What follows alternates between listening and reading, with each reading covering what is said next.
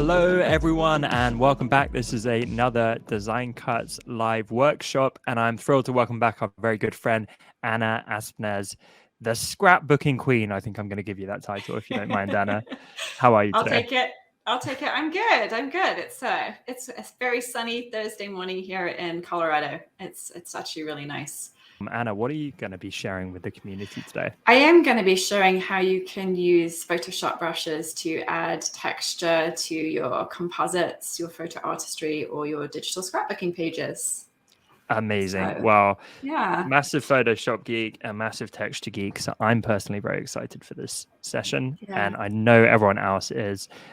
So I'm going to be working today with 3 of the products that I have. So we have the Artplay palette Glance, which has got lots of fun textures in it. It's kind of a neutral palette with some yellows.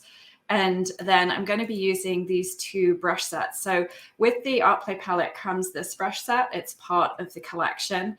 And we'll be taking a closer look at that as we move forward into the session. And then I have these they're kind of paper textures, but they're really great for adding texture into your photos and your layout designs. And then I also have these urban stitches that I also like for adding texture. And so the layout that I want to have a go at creating today, and I say have a go at because if you followed any of my sessions before, you know that it never quite works out exactly the same. It's really impossible to recreate the same layout twice, but we're going to give it a go. So I'm going to open this layout that I pre-designed into my workspace, and I'm going to have it sort of down at the bottom of my screen just before we, just in case I need to refer back to it. And Amazing. then I'm going Anna, to super quick. Do you mind hitting hide on that bottom message if you can? And for everyone watching live or the replay, remember you can grab the special bundle of assets for this lesson directly below this video. And they're on offer for 30% off. So definitely recommend grabbing them. But if you don't have them or don't want to grab them, that's fine. You're still going to learn an absolute ton from this lesson. So there's going to be loads of transferable techniques based on whatever assets you do have. So enjoy. Yeah, definitely. With any of the brushes that you have in the Artplay palettes that you have or any other brush sets, you can kind of transpose into using some of these techniques. So the best way to start is always to create a new layout design. I like to work in 12 by 12 inch format at 300 ppi. So I have sort of a little preset created there, but you can just enter in your width, your height, and your resolution. The resolution is important because you want to make sure that whatever you're creating is going to translate really well to a printed format. So you want to make sure you have this good resolution. So always check that you have this 300 resolution. So I like to have this as kind of a foundation. I think of it as a blank canvas. If you're a painter or an artist, it's a sheet of paper or a canvas. And then I go into my Artplay palette, and you'll see that these are divided into 2 different folders. This is to allow for easy transfer when you're downloading. I don't like to have files that are too big. And you'll see that we have a number of different papers in this collection. These are pre-designed papers, and they're really designed for you to blend your photos into these designs. And then I usually give these sort of what I call solid papers.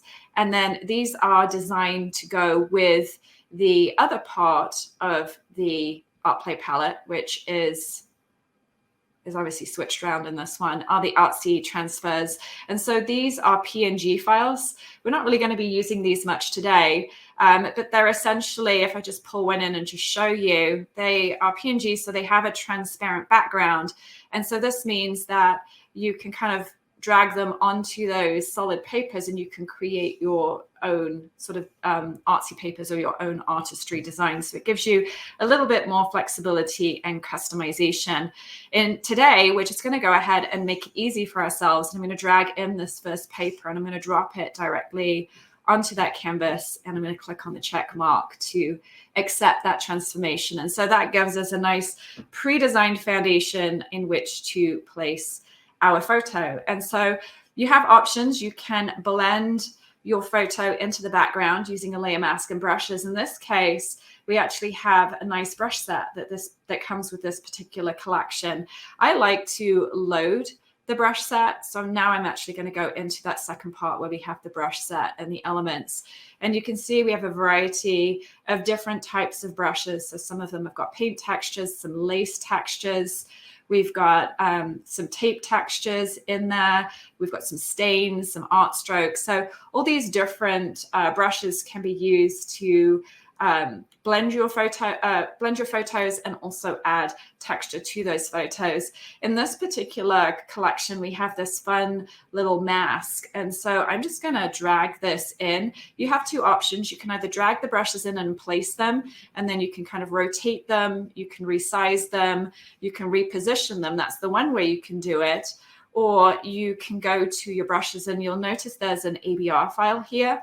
If you drag this into your Photoshop workspace and then drag it over to your brushes panel and then scroll down a little bit, you'll see that that brush set now has been deposited at the bottom of the panel. And then you can select the Paintbrush tool from the tools panel and then always create a new layer when you're creating brushes. This is going to save you a lot of time in the long run, because it means then that every brush stroke is on a separate layer so that you can modify each of those brush strokes individually. And then you're going to select the brush. This number here tells you the size in pixels. So the largest size, this is 1741 pixels. And then with the color selected, I personally like to use black just because you can see it usually. And then you can just stamp that onto your design. So this becomes a nice little mask for our photo. And so if I go back to my supplies, I have this really old vintage photo that has come down my side of the family over the years. It must be from really early 1900s, maybe late 1800s. You always have the coolest family photos. Yeah, I got really lucky. My grandparents, they held on to all of their photos. These were actually films, so they weren't even actual photos. They were old film. But that, you know, that it's not great quality, but this is the beauty of kind of blending them with these digital art supplies in Photoshop, is that, you know, you can see it's actually quite small too. But when you blend it like this over the mask, I'm increasing it in size, and I'm increasing it more than I typically would recommend, because the more you stretch a photo, the more you're basically pulling apart the pixels. So you're making it more pixelated. But as you can see from the original, it's a pretty poor quality photo in the first place. You also have the option as well of being able to resize the mask. So you can always make the mask smaller. You want to make sure that the edges of the photo are fully extended over the edge of the brush, and then you're going to go to layer, create clipping mask. And so that's going to allow you to clip that photo and blend it into the background quite seamlessly. And you'll notice if I go and I zoom in at 100%, it's a little pixelated, but by the time we've gone and added in some of the blending modes to this particular photo, then it's not going to matter too much. So I have my photo in place there, and then I'm going to just do a few things. There's a couple of things you can do here. You can change the blending mode of that mask, and so that allows us to change how that looks. I personally like the darken blending modes in this case, and linear burn looks particularly good. It's probably the best option here. Notice how the artistry from the background shows through the image. You also want to make sure you apply that blending mode to the mask layer and not to the photo layer. If I go ahead and place that back to normal, now select the photo and change that to linear burn, you can see we don't quite have the same effect, depending on the blending modes. But typically, if you're changing a clipping set, if you want to change the blending mode, you always want to apply the blending mode to the mask layer in that clipping set. You could go ahead and you can change the color of that mask. So right now we've got it black. If I go to Edit, Fill, and then go ahead and select perhaps a brown color. So you can see I was just practicing with this last night. So you can select a brown, and then that's going to change it like that, and then turn it on. Sometimes it can make a difference, especially if you want to start sort of playing around with the blending modes on this here. So that's another option you can kind of play with. You can also duplicate these layers. If I start duplicating this, you can see that we get a little bit more intensity. You might want to change the blending mode to a different option as well, maybe color burn. Bring it into the mix, and you can kind of duplicate it as many times as you like. You can change the opacity of that brush to sort of perfect how strong you want the image to show through. And if you want to reposition those photos, you simply select all of those photo layers. And then with that auto select option unchecked, you can kind of move this around over the mask. You can see right now we've kind of got this line coming through his face. So once you have that in place, you can see we've got quite a lot of texture coming through the brushes, but we can also then add texture on top of our layout by using those brushes. I'm just going to zoom out just a little bit just so we can see the edges of the canvas. And I might just want to kind of just make this just a little bit bigger and bring it in like that. And then we're going to create a new layer because, as I already said, we need to make sure that we have a new layer for each brush stroke so that we can play with them independently or manipulate them independently. And then I'm just going to sample a color from our layout.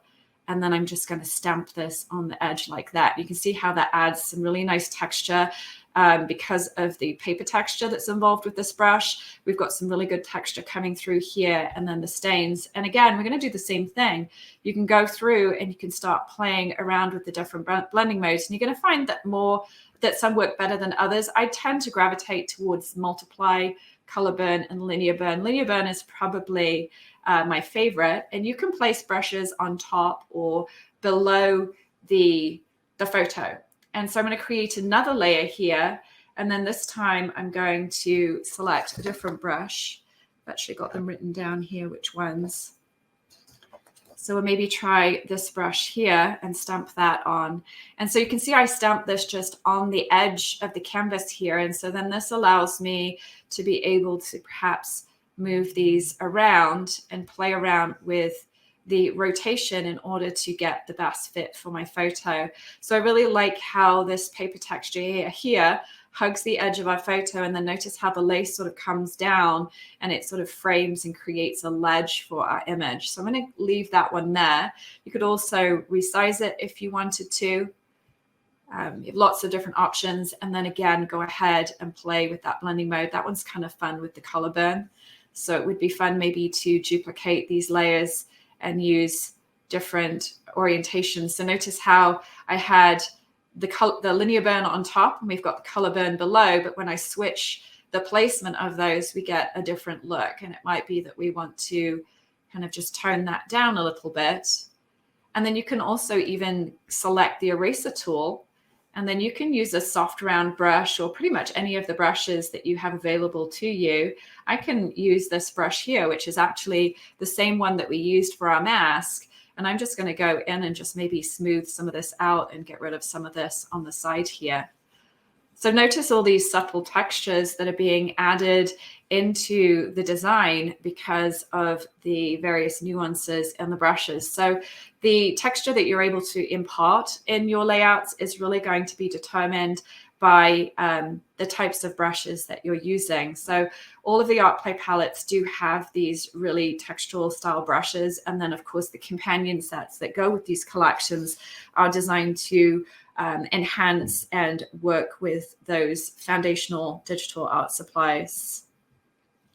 So moving on now, I am going to start with the urban threads. Once we've got this in place, you could go on and add more incidentally. I mean, there is no sort of hold to how many that you can have. I think I also in the original added this art stroke in the mix at the top here. Let's go ahead and maybe do a darker color. We need to make sure we have the right tool selected. It's very easy to select a brush and forget that you were using the eraser tool beforehand. So I prefer not to use black. I like to use sort of a variation on brown or perhaps gray. And you can add this into the top here. You can also clip this brush to your photo. So you can go to Layer, Create Clipping Mask. That one I think had a soft light blending mode to it. So let's try clipping it to this one. And you can see now how that kind of comes through. Maybe I'll duplicate this layer and sort of bring it down to this other one and clip it to this clipping set and go to Layer, Create Clipping Mask. So you can see how you're able to add those brushes as well and increase the texture in your photos by not only just placing those brushes on top or below the image, but you can also include them as part of the clipping set. And again, if you want to move those brushes So I can hold down that control or that command key on my keyboard.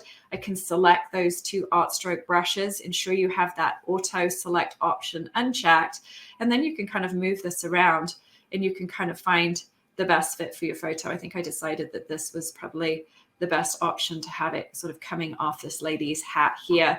And this is nice because we have this art stroke here. It's actually the same one. It looks slightly different because we're using a different part of it here. And then it sort of brings in the stitching that is included in the paper. So we've got this really nice visual triangle that bounces the eye from one side of the canvas to the other, and also does a really good job of framing our focal point, which is the image that we've blended into the background.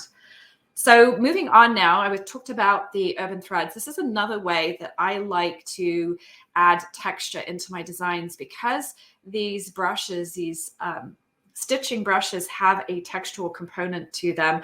It's a really nice way to add visual interest into your compositions, and it's one of my favorite ways to do that.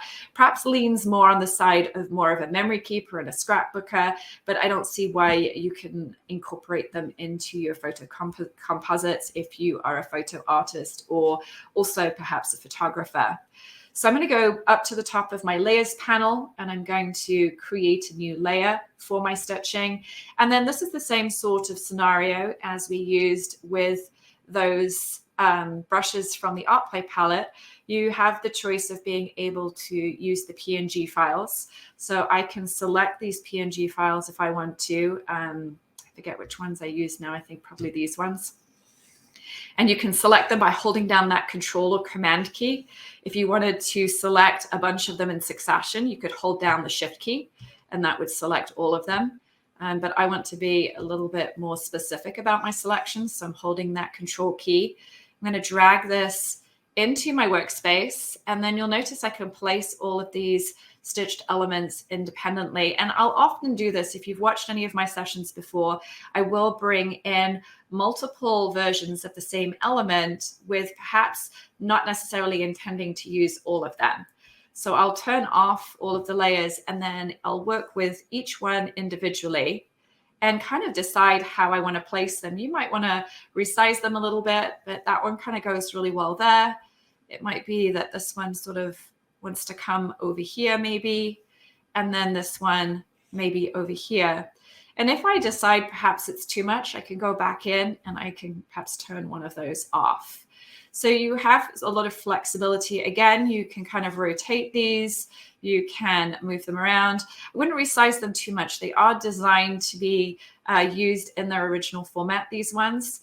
And you obviously want them to be cohesive in looking the same thickness. But notice how you get this really nice dimension now added to both sides of the canvas.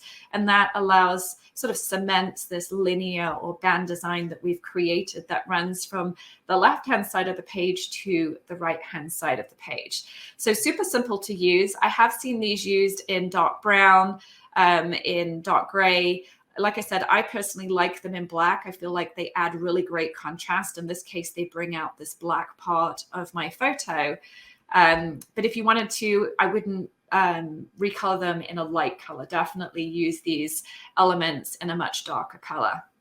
And so these are just kind of a drag and drop component. And then again, you could add in the brushes by dragging them into your workspace over here if you wanted to. So again, drag them in and you have access to them then by using the paintbrush tool. So you can select the paintbrush tool, ensure that your foreground color in your tools panel is set to black, and then you could go and you could create a new layer. Now just make sure that you do actually create a new layer.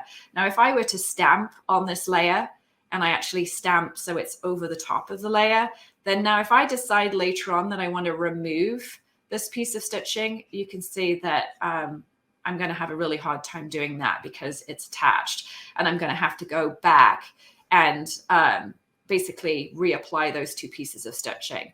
So it's just much, much better if you create that separate layer, ensure that you have the right color selected, and then click, and then you can see that you have the ability to use and move those pieces independently. And if I decide to at some point, I can go ahead and I can turn that off.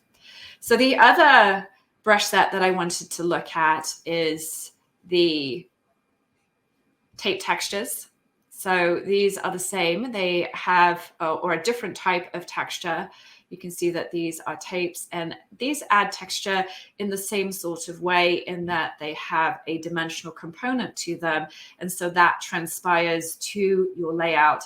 And I find that texture is a really important part of digital scrapbooking or photo artistry or composite making. It's sort of what I call a non-negotiable in any of the artistry I create, because everything is so flat, because we're working in this two-dimensional space on a screen.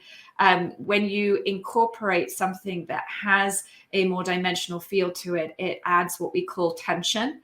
And tension is that excitement and something that's visually pleasing to the eye. And that's kind of what contributes to good design, or one of the elements that contributes to one design. And there are a whole series of design principles. And I find that texture is one of those that calls out to me the most. So again, we can move this ABR file into our brushes panel. And of course, if I scroll down, there we see our little set of brushes. And in this case, I'm going to use the Paintbrush tool just for a change. And then we can sort of work to add a few more brushes to our artistry. So might start with this one first.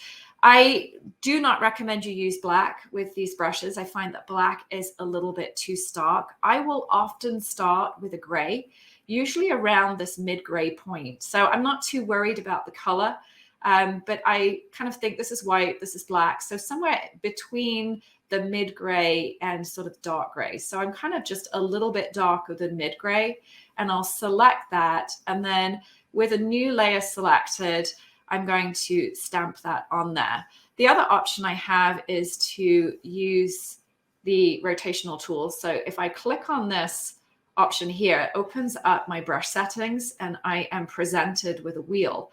And I can rotate this wheel so that we can kind of have a little bit more control in the orientation in which we place our brush. So it's a lot like that transform tool, in that we're able to just rotate this around. You also have that option up at the top here.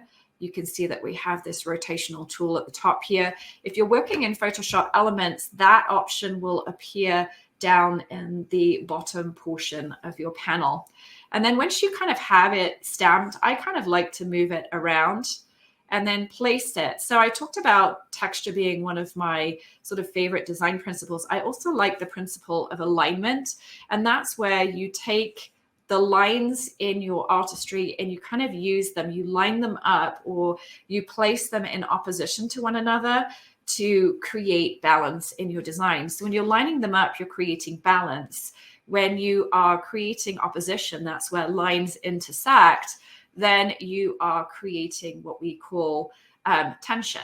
And so again, that's kind of opposition and excitement. So from here, once you have it in place how you want it, you can then start playing around with the size. You can go to your levels and you can increase the intensity of that brush if you want to. You can also recolor it. So I can go to either edit fill, which I've showed you before. You can go ahead and change the color that way and give it a bit more of a brown tone. We had brown selected before, so that is the default color. I can also go to image adjustments, hue and saturation, and you can kind of colorize it and use the hue slider here to add in color. Or if you, and that's really helpful if the brush is kind of gray or black and you want to add some color into it. I just turn this to brown, so I can just use the hue and saturation here. You can use the saturation to kind of make it much brighter, more saturated. And then of course you can also go and you can apply a blending mode. So color burn or linear burn, any of these dark and blending modes would work really well. I personally like, in this case, I think multiply. And you can duplicate those layers to make them more intense. You can go back and you can kind of rotate and resize and just kind of get them to fit your layout design. If you want to kind of back off a little bit, you can bring down the opacity to control how prominent that brush stroke feels. And then you can kind of start doing the same with other brushes. So I'm going to create that new layer, that all important new layer. We'll stick with the gray because that works. And then we can play around with maybe adding some different brushes into the mix. And I forget which ones I used in this case. It might have been this one here. We'll just go ahead, and I usually fly by the seat of my pants at this point. So I'm going to add another brush in there. Yeah, yeah. It's like once we've got something going, then I don't tend to kind of revert back. But you can go ahead and you can notice how I aligned the curve of that brush with the curve that was already in the artistry in the background, and apply that linear blending mode. If I wanted to add a bit more of a brown hue to it, I can go to Edit Fill. And again, if I click on that color and just show you, you can see we still have that brown selected. And so that's going to bring in some of the brown there. You could even go to curves as well if you wanted to lighten it. So notice how you have the ability to use the curves to lighten that up. If you like where a portion of the brush looks, so I kind of like this part, but I don't really love this line coming across here, you can use a mask and a brush. Personally, I like to use the eraser tool for really small edits because I find it much faster. And you can just go in there and you can kind of erase that out. And then let's go ahead and create another new layer. So remember, I'm creating new layers because that way then I can have all these brushes independently on their own layers so that I can go back and I can go, actually, I really don't like that second layer, or I don't like that layer at all. I'm going to turn that off. Create a new layer. And then it's kind of a lot of repetition. I always say if you find a technique that you like, then sort of do it again. And then there will come a point where you have done it so many times where it starts to look off, and that's where you can kind of back off. So I'm going to use that brush again. Looks a little bit different in this case. Let's go and create that as a brown, and then I'm going to go ahead and apply this linear blending mode. And so I like to work in visual triangles. So I already told you that I like texture. I already told you I like alignment.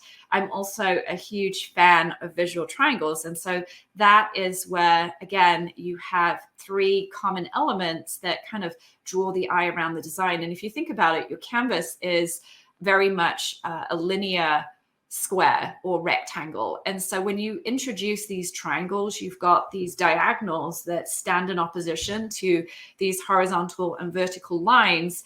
And again, that helps to create visual interest and tension. So I'm going to just create another layer, and I'm going to select a brush. This time I'm going to go with this brush here. And maybe I'll go with more of a brown because I've decided at this point that brown works for me. It doesn't have to be exactly the same color brown that you had previously. You can always go and edit it after you've added, but you can go and you can add sort of a brush on the top there. And you might have to try a couple of times before you find a brush that you kind of like and that works for you. So maybe we'll go back to this one. I'm a fan of this one. Stamp it here.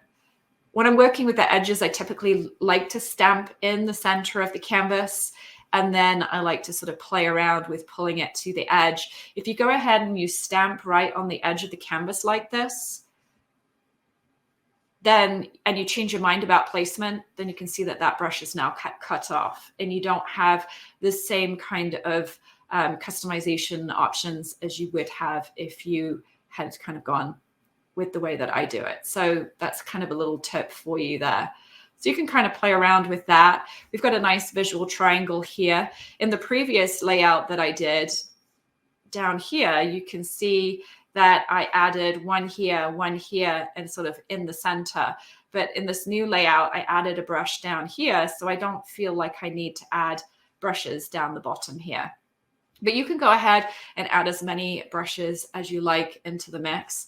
I think I want to just tone this one down a little bit. So I can do that quite simply by adding in this opacity that's available. You select the layer and you move the opacity slider to the left until you've got the look that you're going for.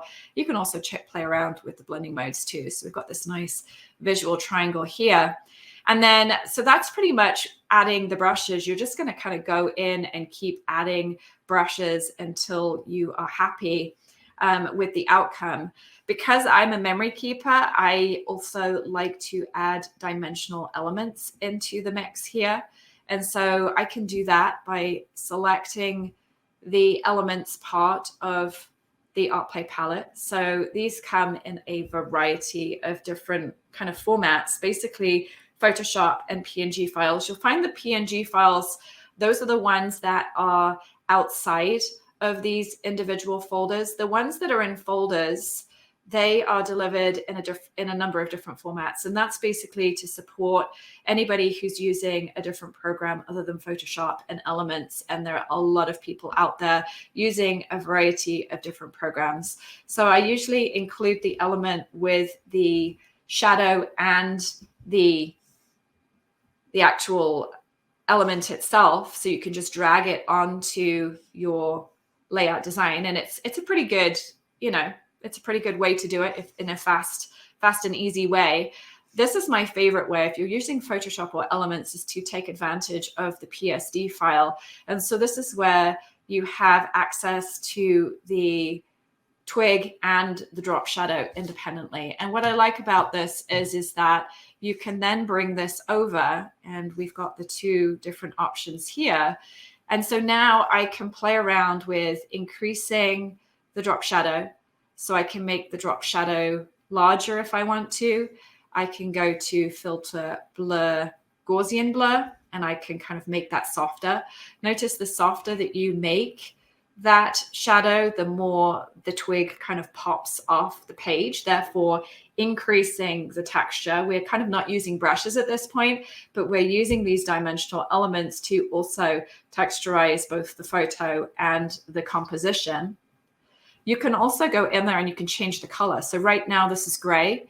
If I wanted to go to edit fill, and of course we still have that nice brown selected, so I could go ahead and I can select brown.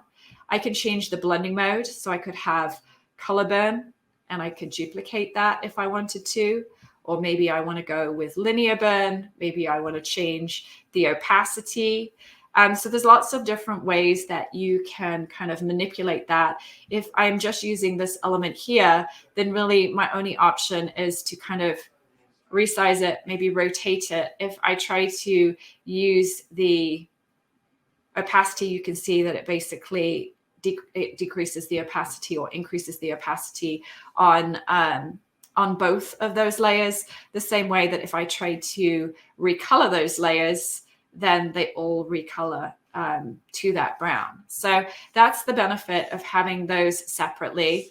And then also too, I deliver those elements typically in separate format. And so this is where you would just kind of layer them up. If you drag them both in at the same time, then you'll have, I think it's one on top of the other. So you've got looks like the shadow is on top, so you just have to reorganize them.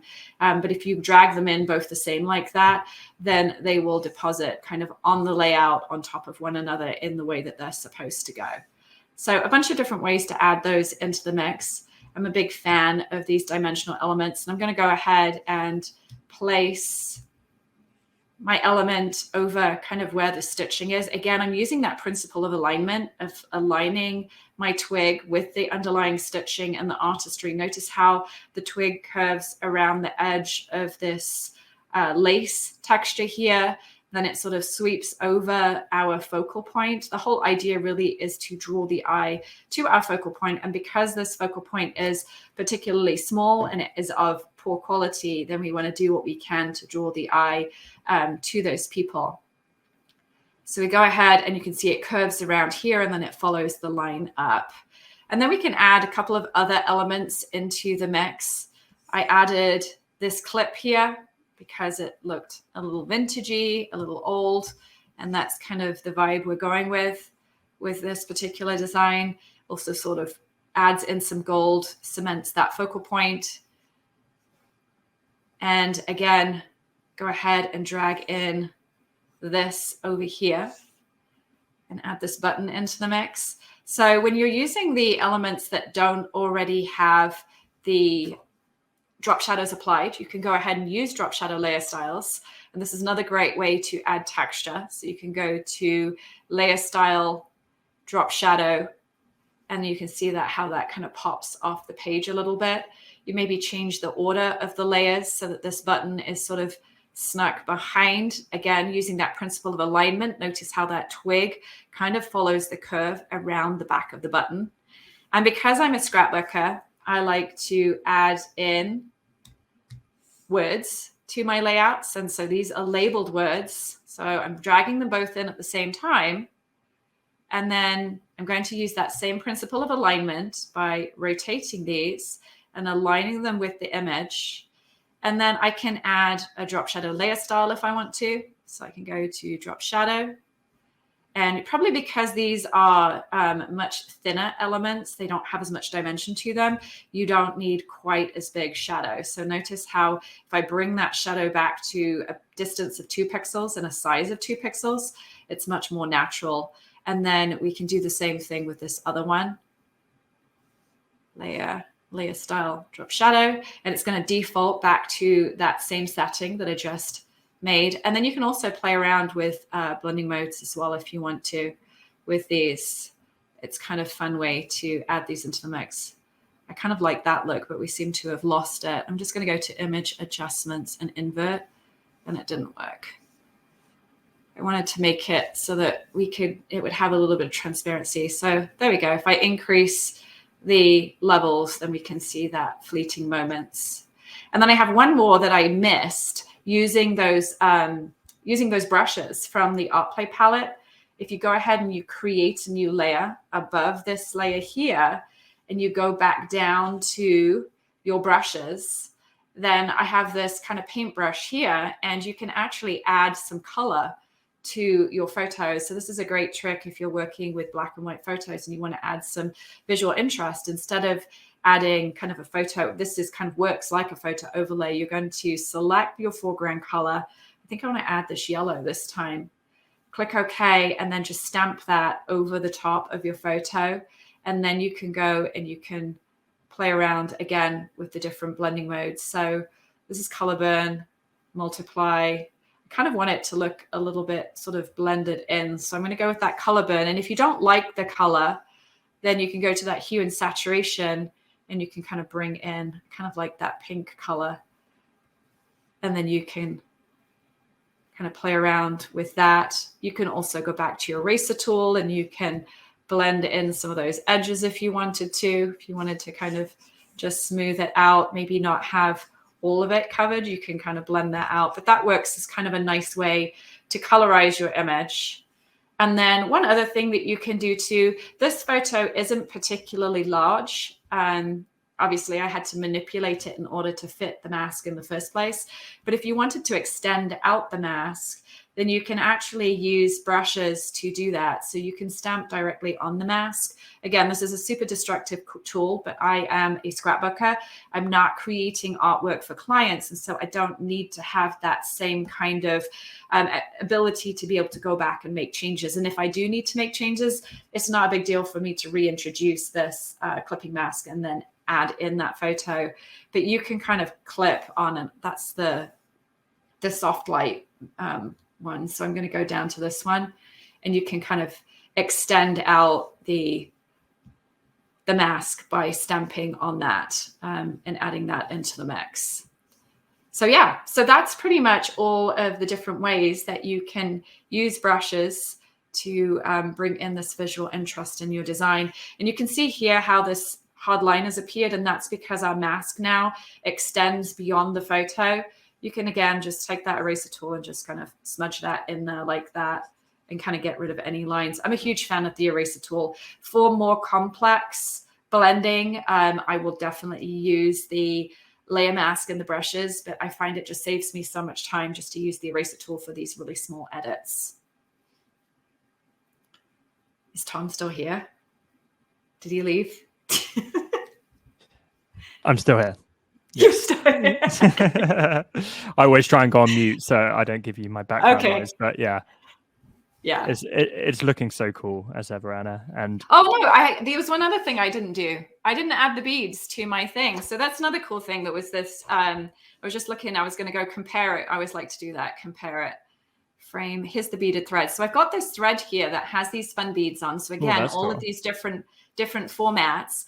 But the other fun thing you can do is when you come across one of these, or if you've got any beads lying around in your stash, you can use the beads on your other stitching. So you can go ahead, and I'm just trying to find the beads.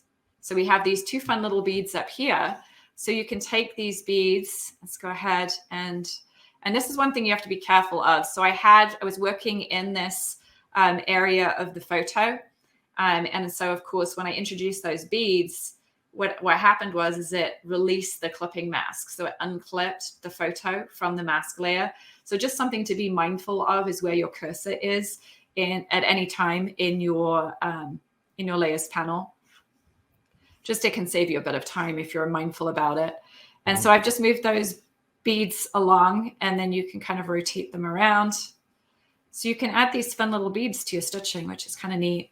And then we'll do the same with this one. Bring this guy over here and rotate this one around. And I'm just literally placing them on top, and it looks like the beads have been threaded through. And then go ahead and drag these in. I didn't even realize those were separate elements. Yeah, it's pretty fun. Pretty cool. When you it's just the little details, that makes it a little bit interesting. And you might want to zoom in for this. It's always a good idea to zoom in just to make sure that everything sort of lines up the way you want it to.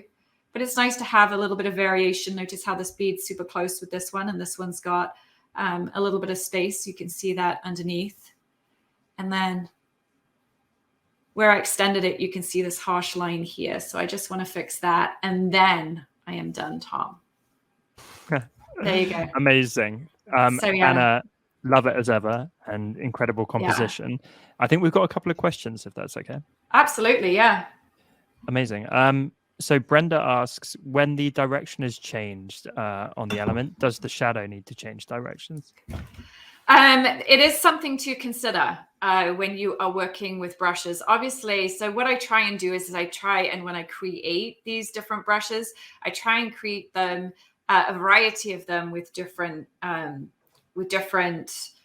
directions. So basically most people, and I say most people, I do, and I think just the standard is that you assume that the light is coming from the top left-hand corner and it's kind of coming down. So typically you're going to have your shadows on the bottom right-hand corner or on the bottom lower level. So notice you've got the shadow coming down here. You've got the shadow here. This one's kind of slightly off because it's smaller, but typically the shadow is kind of that direction. And you're going to know it's wrong because if I rotate this round, it's just going to look weird. And so it doesn't really matter what direction the shadow goes in as long as you're consistent with all of your shadows. So if you want the light to come from the bottom right here, which is a little bit different because typically it comes from somewhere from the top, as long as you have your shadows all coming from the right direction, I think it would look fine. But typically most people have them either coming from the top left or the top right, somewhere, because that's where the sun is. It's up in the sky. So it is something to be mindful of. There is no way you can change it other than using a different brush. So yeah, just be consistent with the direction of your shadows. And like I said, these are all coming in from the bottom here, but you can see this one comes down, but they all have the same sort of direction of the light is coming from the top somewhere. Hopefully that helps, Brenda. And we also had Jane asked about, can you convert ABR Photoshop files into brush files for Procreate? You can. I have not done it in a while, but I know you can do it. I've not scrapbooked on my iPad in a while. It's something that I want to spend more time doing, but time is one of those elusive components of life. So yeah, but you can do it. I know it's possible. I know a lot of people who do take my brushes and they convert them, and it is possible to create a layout like this in Procreate because I've done it numerous times. Yeah, and that's increasingly becoming quite popular. I think so. Yeah, I think so. Anne, one of our favorite community members, just wanted to check, does the kit contain files already in other mini bundles, or are they new and separate? Mini bundles. I don't understand the question. Sorry. So we put together this collection at 30% off, containing all these assets. Are these kind of a unique collection, I guess? Or is that over? Yeah, I mean, I don't. That Anne may have. I don't, not at Design Cuts, I don't think that there are any other bundles with these products in them. Amazing. And Cheryl, I can answer this one, but Cheryl said, can these be used commercially? So everything in the Design Cuts marketplace does have a very handy commercial extended license. If you're using them towards creating an original piece of design, obviously not reselling Anna's, assets directly, that's not allowed. But yeah, you can. There's a separate. If you go to the terms of use, there's actually, it lays out the scrapbooking, the kind of the do's and the don'ts, the things that you can do. But essentially, it's commercial use as long as you're not using it to, create some, similar sorts of supplies. Yeah, exactly. So yeah, Anna, thank you so much. I always love your sessions. It's always so fun to be here and be in front of a different crowd. Anna, thank you so much. It's always such a pleasure to catch up and to watch you work, and your mixed media style. It definitely speaks to me. I love that kind of style, and I know our community do as well. So everyone, we really hope that you enjoyed that session. It seems like everyone did, based on the comments. Awesome. Incredible. All right, Anna, we'll see you soon. Everyone, have a wonderful rest of your week and weekend. I hope you have sun as well where you are. And we will see you back here very soon, same time next week, for another Design Cuts Live workshop. Thanks, everyone. Sounds great. Thanks, Bye. Anna.